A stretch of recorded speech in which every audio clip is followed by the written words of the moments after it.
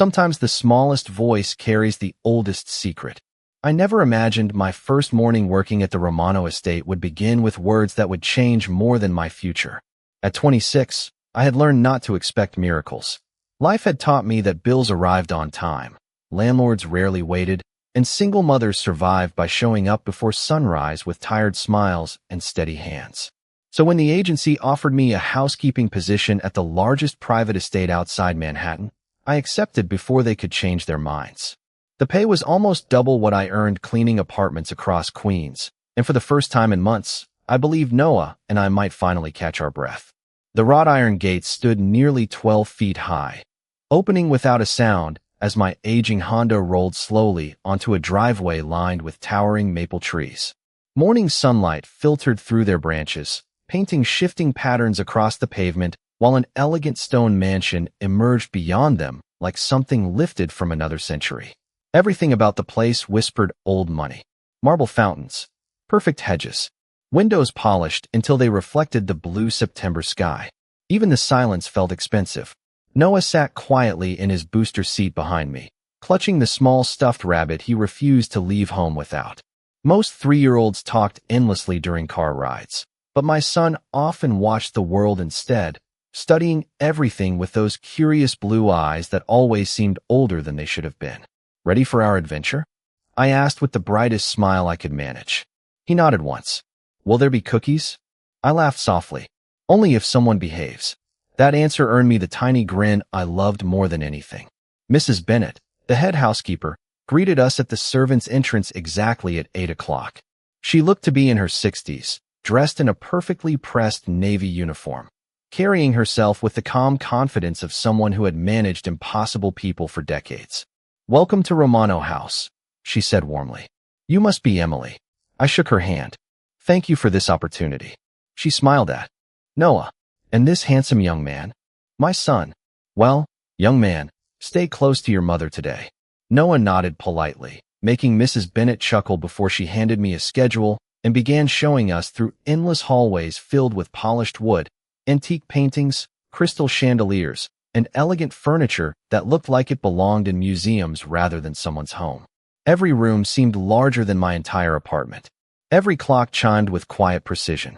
We dusted shelves, arranged fresh flowers, folded linens, and polished brass fixtures while the estate slowly came alive around us. Staff members moved with practiced efficiency, speaking softly as though the walls themselves expected respect. I hadn't seen the owner once, though everyone referred to him simply as Mr. Romano. Nobody needed to explain who he was. His reputation had traveled much farther than his name ever could. Around mid-morning, Mrs. Bennett led us into the mansion's private library. The room stole my breath instantly. Floor-to-ceiling bookshelves stretched toward an ornate ceiling painted with faded constellations. A stone fireplace stood silent beneath a portrait of an unfamiliar woman whose gentle smile somehow made the room feel less intimidating. But what captured Noah's attention wasn't the books or the artwork. It was the enormous grandfather clock standing proudly beside the fireplace. Its dark walnut case gleamed beneath shafts of sunlight, while its polished brass pendulum swung with slow, perfect rhythm. Tick, tock, tick, tock. Noah stopped walking. Completely. His little fingers loosened around his rabbit as he stared without blinking. I gently touched his shoulder. Sweetheart. He didn't answer. The steady ticking echoed through the library as though every second had suddenly grown louder. Before I could say another word, footsteps entered behind us. Heavy, measured, confident. Mrs. Bennett immediately straightened. Every nearby employee quietly stepped aside. I turned and saw him for the first time. Adrian Romano. Tall, impeccably dressed in a charcoal suit without a wrinkle. Dark hair brushed neatly back. Calm steel blue eyes that missed nothing. He carried himself with effortless authority, yet there was nothing theatrical about it. His presence alone seemed to change the temperature in the room. He acknowledged the staff with a brief nod before continuing toward the shelves. Then Noah looked directly at him, pointed his tiny finger toward the grandfather clock, and whispered with complete certainty, "Check that clock, sir." Adrian froze before color quietly disappeared from his face. I could hear nothing except the steady ticking of the grandfather clock and the pounding of my own heartbeat. Nobody in the library moved. Even the air felt strangely heavier, as though every person had silently agreed not to interrupt whatever had just happened. Adrian Romano kept his eyes fixed on Noah. Not on me. Not on the clock. On my son. The confidence I had admired only seconds earlier had vanished behind an expression I could not understand. Surprise. Confusion. Maybe even fear. It lasted only a heartbeat before his face settled back into perfect control, but I had seen it. Mrs. Bennet cleared her throat gently. Sir, I apologize if... Adrian raised one hand. She stopped speaking immediately. He took 2 slow steps closer, careful enough that Noah did not seem frightened. Instead of towering over him, he lowered himself until they were nearly at eye level. His voice remained calm, almost unusually soft. What did you just say? Noah looked toward the clock again before answering with complete innocence. You have to check it. Adrian studied him for a long moment. Why? Noah shrugged. Because the lady said you forgot. My stomach tightened. I immediately knelt beside my son. Noah, sweetheart, what lady? He turned toward me with the same puzzled look children give adults who should already know the answer. The nice lady. Which nice lady? The one in my dream. A chill traveled slowly across my shoulders despite the warm sunlight filling the library. Noah had vivid dreams sometimes, usually about forests or talking animals or trains that could fly, but he had never spoken like this before. Adrian remained perfectly still. His eyes narrowed ever so slightly, not with suspicion but with concentration, as though he were searching through memories buried somewhere far beyond reach. What did she look like? He asked quietly. Noah smiled. She was pretty. Can you tell me more? She had shiny hair. Anything else? Noah thought for a few seconds before shaking his head. She smiled. Adrian looked away first. His gaze drifted toward the grandfather clock, and for just a moment I thought I saw a genuine hesitation. Mrs. Bennet glanced nervously between us before speaking with unusual caution. Sir, perhaps the child simply has an active imagination. Adrian did not answer her. Instead, he stood and addressed everyone in the room without raising his voice. Please leave us. Every employee obeyed immediately. Dusting cloths disappeared. Cleaning carts rolled quietly into the hallway. Within seconds, only Adrian, Noah, and I remained. My pulse raced faster. I tightened my grip on Noah's little hand without realizing it. Mr. Romano, I began carefully. I am sorry if my son said something inappropriate. He is only 3. Sometimes he mixes dreams with... He did nothing wrong. Adrian interrupted gently. His eyes finally met mine. They were strikingly blue, but now they carried something deeper than authority. There was grief there. Old grief. The kind that had learned how to hide in plain sight. Has Noah ever been here before today? No. Never. I have never even driven through these gates until this morning. He nodded once, almost to himself.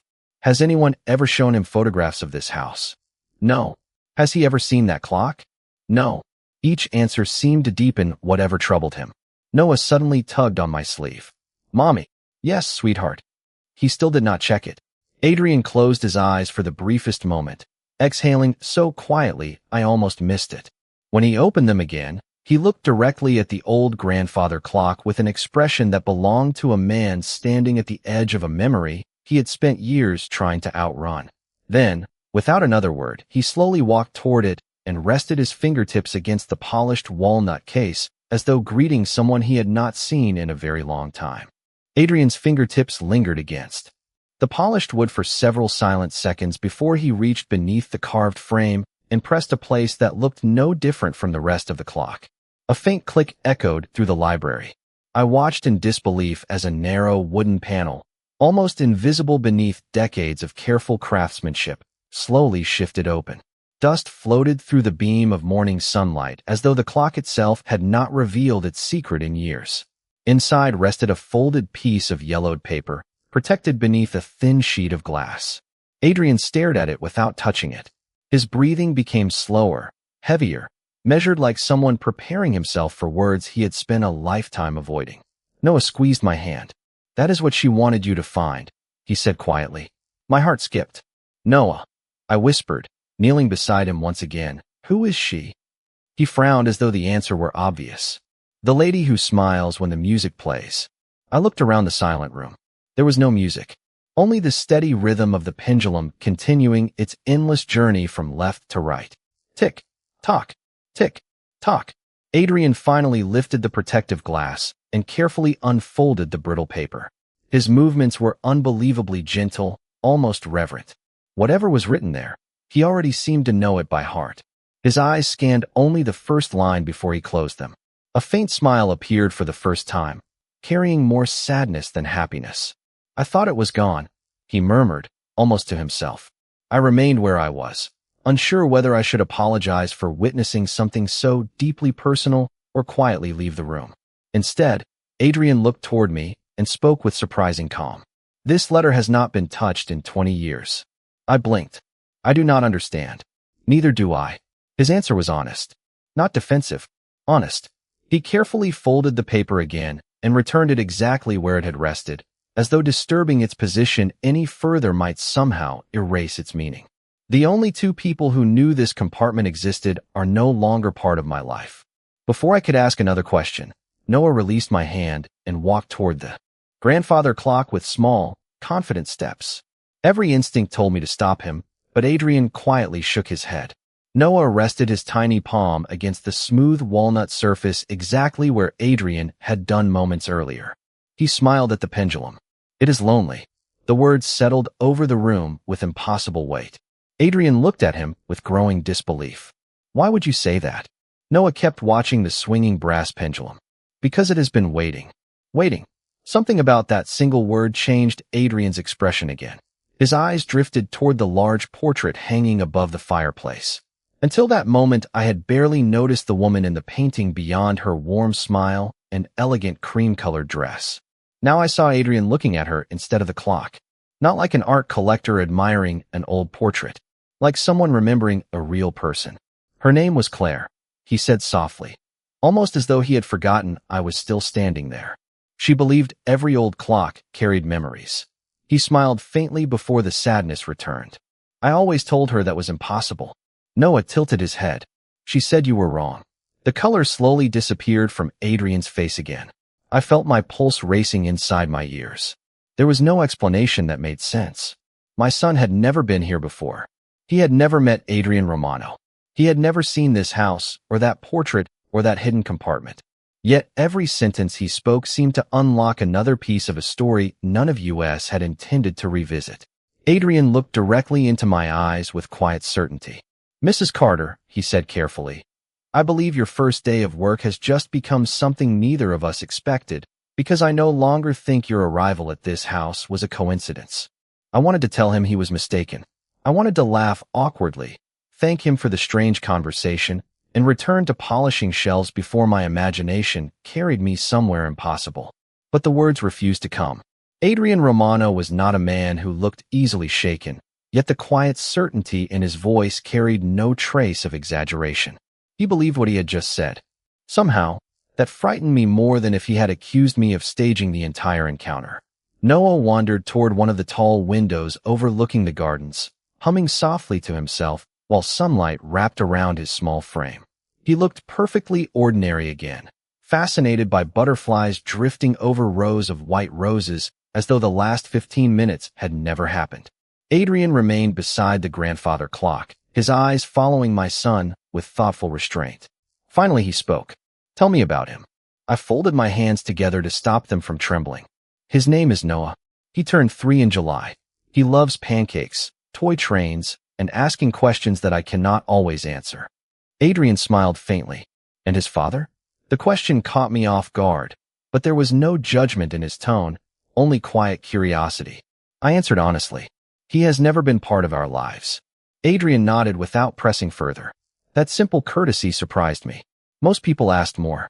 Some asked far too much. He simply accepted my answer and allowed the silence to breathe. After several moments, he walked toward a small antique desk near the library window and pressed a discreet button beneath its polished edge. Less than a minute later, an older gentleman entered wearing a tailored gray suit.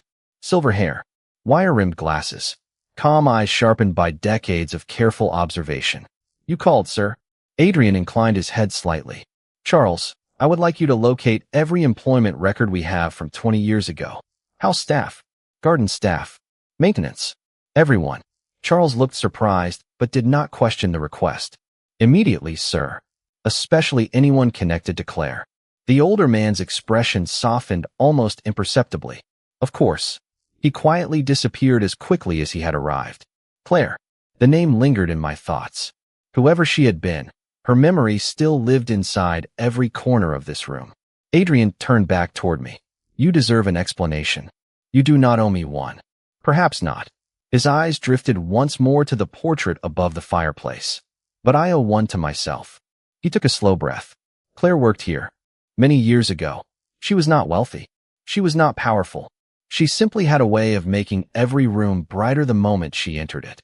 His voice remained steady, yet every word carried quiet affection. She believed people should always leave something kind behind because someone else might need it one day. I listened without interrupting. One afternoon she hid a letter inside that clock. He glanced toward the hidden compartment. She laughed and told me that if life ever became too complicated, the clock would remind me who I really was. A faint smile crossed his face before fading again. A week later, she disappeared. I looked at the portrait. Nobody ever found her. Adrian slowly shook his head. No answers. Only questions. The library grew quiet once more until Noah suddenly walked away from the window and stopped beneath the portrait. He looked up at the painted woman with unmistakable recognition. Then he smiled the same innocent smile he wore whenever he recognized a familiar face at the grocery store. There you are, he whispered. Every hair on my arm stood up. Adrian did not move. Neither did I. Noah lifted one tiny finger toward the portrait and spoke with complete certainty. She told me Mommy cries after I fall asleep because she thinks nobody hears her. My breath caught so sharply it almost hurt. I had never spoken those words aloud. Not to anyone. Not even to myself. Adrian slowly turned toward me. His expression no longer filled with confusion, but with growing conviction. Whatever invisible thread had brought Noah into this house had only begun to reveal itself, and somewhere beneath the silence of that old library, the past had quietly started walking toward us again. The library remained silent long after Noah's words faded into the air. I could not look at Adrian. I could barely look at my own son. My throat felt tight because he had spoken about something no one else knew. Every night after Noah drifted to sleep, I often sat beside his bed for a few quiet minutes, smiling until I knew he was dreaming peacefully. Only then did I allow myself to cry. Never loudly, never long enough for him to hear. They were the silent tears of a mother trying to be strong before another sunrise demanded everything she had left. I had never shared that secret with anyone. Adrian finally broke the silence. Mrs. Carter, has Noah ever said things like this before? I swallowed carefully. He has always had a vivid imagination. He talks about dreams sometimes, but never like this. Adrian nodded thoughtfully. Children notice things adults ignore. This is more than noticing. He did not argue. Instead, he looked once again toward the portrait before quietly saying, "Yes, I believe it is." Before either of us could continue, Charles returned carrying 2 weathered leather binders and a small wooden box covered in years of careful dusting. He placed everything on the antique desk with remarkable care. These are the household records you requested, sir. The oldest files were moved into storage years ago, but I found them. Adrian thanked him before opening the first binder. Neatly written names filled every page. Gardeners, drivers, housekeepers, cooks, maintenance workers. Dates stretched back decades, each line preserving lives that had quietly passed through the estate. Adrian turned each page slowly until his hand suddenly stopped. His eyes remained fixed on one name. Claire Bennett, housekeeper, hired 21 years ago. Employment ended 6 months later. No explanation followed. Only 2 blank lines where additional notes should have been. Someone removed the records, Adrian murmured. Charles adjusted his glasses and leaned closer. That is impossible. These books have never left the archives. Adrian gently ran his fingertips across the empty space beneath Claire's name. Someone wanted her story forgotten. Charles remained unusually quiet before speaking with careful hesitation. There was one person who knew her better than anyone here. Adrian looked up immediately. Who? Mrs. Eleanor Whitmore. The name seemed to awaken another distant memory. She was the estate librarian before retiring. She organized every document, every letter, every photograph for nearly 40 years. Charles paused briefly. She always believed Miss Claire left behind more than memories. Adrian closed the binder without taking his eyes from it. Is she still alive? Yes, sir. 90 years old now. She lives in a small cottage near Sleepy Hollow. Noah wandered closer while the adults spoke, his little shoes making almost no sound against the polished floor. He looked at the old wooden box resting beside the binders. Can I see that one? I instinctively reached toward him. Noah, do not touch things that are not ours. Adrian surprised me by gently sliding the box toward him. It is all right. Noah carefully lifted the lid. Inside rested dozens of old photographs tied together with a faded blue ribbon. Most showed smiling employees standing in the mansion gardens during spring picnics or Christmas gatherings. Noah slowly flipped through them with remarkable patience for a 3-year-old. Then he stopped. He pulled out one photograph and handed it directly to Adrian. That is her. Adrian accepted it with visibly trembling hands. The photograph showed a young woman standing beneath the very maple trees I had driven past that morning. Her smile was warm, her eyes kind. Beside her stood another young man whose face had been partially folded beneath the edge of the picture years earlier.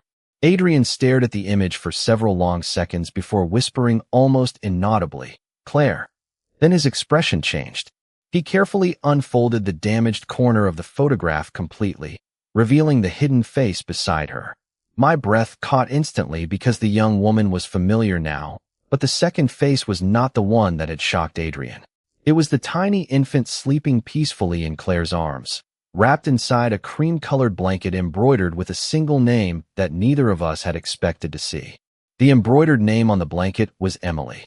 My knees nearly gave out beneath me. I stared at the faded stitches until the letters blurred together. It could not be my name. Emily was common enough. Thousands of little girls had carried it 20 years ago. That was what I kept telling myself. It had to be coincidence. It had to be. Adrian continued studying the photograph with careful attention, his thumb gently brushing away a layer of dust from one corner. The date, he whispered. Charles leaned closer. Written in faded blue ink beneath the picture were simple words. Spring Garden Celebration. May 18th. 21 years ago. Adrian looked toward me. When is your birthday? I hesitated. May 19th. Neither man spoke. My heartbeat grew louder with every passing second. Charles slowly removed his glasses as though he suddenly needed to see more clearly without them. One day after this photograph was taken, he murmured. I forced myself to breathe evenly. There has to be another explanation. Adrian nodded. Perhaps there is. His voice remained calm, but I could see questions multiplying behind his eyes. Before anyone could continue, Noah pointed toward the back of the photograph. There is more. Adrian carefully turned it over. A folded piece of paper, no larger than a business card, slipped from behind the photograph and landed softly on the polished desk. The paper had yellowed with age, its edges curled from years hidden inside the frame. Adrian unfolded it with extraordinary care. The handwriting flowed elegantly across the page. If you are reading this, then time finally decided to be kind. Protect little Emily. One day she will come home without knowing she ever belonged here. Nobody spoke. The room itself seemed to stop breathing. My eyes remained fixed on those final words. Come home. I had never been here before today. I grew up in a small apartment in Newark with my adoptive mother, Margaret Carter. She had loved me fiercely, worked endless hours at a neighborhood bakery, and passed away 3 years earlier after a brief illness. She never spoke much about my infancy except to say that she had been blessed with an unexpected miracle.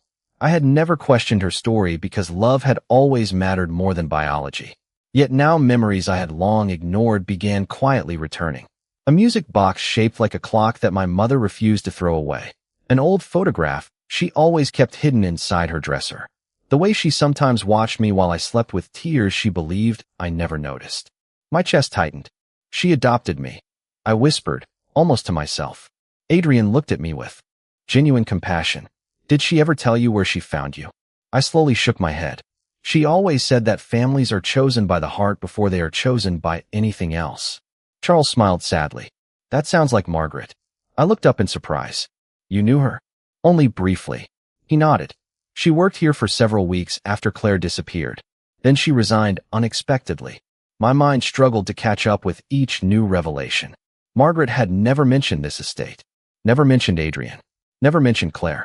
It felt as though an entire chapter of my life had existed just beyond my reach, hidden behind ordinary days and quiet routines. Noah climbed onto the chair beside me and gently rested his small hand over mine. Mommy. Yes, sweetheart. He smiled with complete peace. The lady said not to be scared because your family never stopped waiting. Adrian looked toward the grandfather clock again. The pendulum continued its patient swing as though measuring not seconds but years. Then Charles quietly cleared his throat. Sir, he said carefully, if the note is genuine, then there is only one person left who might know why Miss Claire disappeared and why little Emily was sent away. Adrian nodded before I could ask. Mrs. Eleanor Whitmore. He folded the note with deliberate care and slipped it into his jacket pocket. We are going to see her today, because after 21 years, I believe she has been waiting for this conversation just as long as that clock has been waiting for us. The drive to Sleepy Hollow took less than an hour, yet every mile felt like another page turning in a book I had never known existed. Noah had fallen asleep in the back seat within minutes, hugging his stuffed rabbit while afternoon sunlight flickered across his face through the passing trees. Adrian drove quietly, both hands resting steadily on the steering wheel. He had offered to let me follow in my own car, but after everything that had happened inside the library, neither of us believed separating was the right decision. The silence between us was not uncomfortable. It was filled with questions too large for ordinary conversation. Finally, I spoke. Did you love Claire? Adrian kept his eyes on the road for several moments before answering. Not the way people usually mean when they ask that question. I waited. She was my closest friend when I needed one the most. She reminded me that kindness was not weakness. She believed every person deserved a second chance, even those who had forgotten how to forgive themselves. His voice carried quiet respect instead of longing. She helped raise me after my parents passed away. She was like family. Somehow that answer made everything feel even more real. We turned onto a narrow country road lined with old oak trees whose branches stretched overhead like an archway. At the end stood a small white cottage surrounded by lavender, climbing roses, and weathered stone paths. Wind chimes hanging from the front porch swayed gently in the afternoon breeze, filling the air with soft notes that reminded me of distant church bells. Before Adrian could knock, the front door slowly opened. An elderly woman stood there, her silver hair gathered neatly beneath a light blue scarf, her posture slightly bent with age but her eyes remarkably clear. She looked first at Adrian, then at me. Then her gaze settled on Noah, who had just awakened and was rubbing sleep from his eyes. Her hand immediately rose to cover her mouth. Oh, she whispered. It finally happened. None of us had spoken a single word. Adrian stepped forward carefully. Mrs. Whitmore. Tears gathered in the old woman's eyes as she nodded. You found them. Adrian shook his head gently. I believe they found me. She invited us inside without another question. The cottage smelled of fresh bread, cedar wood, and old books. Every shelf held framed photographs collected across decades. Some showed holidays, birthdays, and smiling families. Others captured the Romano estate during seasons long before I was born. Mrs. Whitmore slowly walked toward a wooden cabinet and removed a worn leather journal tied with a faded green ribbon. She placed it carefully on the dining table before looking directly at me. Your mother asked me to protect this until the day you returned. My breath caught. My mother? The elderly woman smiled gently. Claire was not your mother, dear. My entire world seemed to stop. She rested one weathered hand over mine. She was the woman who promised your real mother that she would keep you safe. I stared at her without understanding. Then who was my mother? Mrs. Whitmore opened the journal to its very first page. Inside rested a photograph I had never seen before. A young woman with golden hair held a newborn baby wrapped in the same cream-colored blanket from the old picture. Standing beside her was a younger Adrian, perhaps 12 years old, smiling proudly while holding a tiny silver rattle. Tears blurred my vision before I even realized I was crying. Mrs. Whitmore gently turned the page, revealing a birth certificate tucked inside the journal. My eyes immediately found the line marked mother's name, Charlotte Bennett. Then another line beneath it caught Adrian's attention at exactly the same moment it caught mine. Guardian witness, Claire Bennett. Mrs. Whitmore closed the journal softly before either of us could speak. Everything you believe about your family is only half of the story, she said quietly. And the second half begins with a promise that 3 women made on the very night you were born. Mrs. Whitmore waited until I wiped my tears before opening the journal again. The pages were filled with careful handwriting, pressed flowers, and little notes tucked between yellowed paper, as though someone had spent years preserving memories they feared the world would lose. She gently touched the first page. Charlotte was Claire's younger sister, she said softly. They looked alike, but their hearts were different in beautiful ways. Claire believed in protecting people. Charlotte believed in building a future where protection would no longer be necessary. I listened without interrupting. Every sentence felt like another missing piece, quietly finding its place. When you were born, Mrs. Whitmore continued, Charlotte became very ill. She knew she might not have much time, so she asked Claire to promise that no matter what happened, you would grow up surrounded by kindness instead of fear. My chest tightened. Did my mother? I could not finish the question. Mrs. Whitmore answered with gentle honesty. She held you. She kissed your forehead. She smiled because she believed promises could outlive people. Then she asked Claire to take you somewhere safe. Adrian remained silent beside me, his gaze fixed on the journal. Mrs. Whitmore slowly turned another page. Inside was a folded letter sealed with pale blue wax that had long since cracked with age. Claire left this behind before she disappeared, she explained. She instructed me never to open it unless Emily returned of her own free will. She carefully handed the letter to me. My hands trembled as I unfolded the fragile paper. The handwriting matched the note we had found inside the grandfather clock. My dearest Emily, if these words ever reach you, then life has been kinder than I dared to hope. You may not remember me, but I have remembered you every single day. There will come a moment when you wonder why you were sent away. Please do not believe it was because you were unwanted. You were loved so completely that the people around you chose sacrifice instead of certainty. They believed distance could protect what love alone could not. If you ever return to Romano House, look to the old clock. Time keeps more than hours. It keeps promises. By the time I finished reading, tears blurred every word. I carefully folded the letter against my chest. Noah climbed onto my lap without saying anything. He simply wrapped his little arms around my neck as though he somehow understood that silence was the greatest comfort he could offer. Mrs. Whitmore smiled warmly at him. He has your mother's gift. I looked up. What gift? Listening. She glanced toward the open window where the wind carried the soft sound of the porch chimes. Charlotte always said children hear truths that adults are too busy to notice. Adrian finally spoke after what felt like an eternity. Mrs. Whitmore, there is still one question. She nodded slowly. Claire, why did she disappear? The elderly woman closed the journal with gentle care. Because she made one final promise. Adrian leaned forward slightly. Mrs. Whitmore looked directly into his eyes. She told Charlotte that if keeping Emily safe ever required the world to believe she had vanished, then that was exactly what she would do. I struggled to breathe evenly. You mean she chose to leave? Mrs. Whitmore nodded with quiet sadness. She chose love over recognition. The room fell silent once more until Noah suddenly looked toward the window and smiled at something only he seemed able to see. He gave a tiny wave before whispering. She says the clock is ready now. Adrian and I exchanged confused glances. What does that mean? I asked gently. Noah looked back at us with complete certainty. There is one more thing hidden inside it, but this time it is not a letter. It is something she wanted Mommy to wear when she finally came home.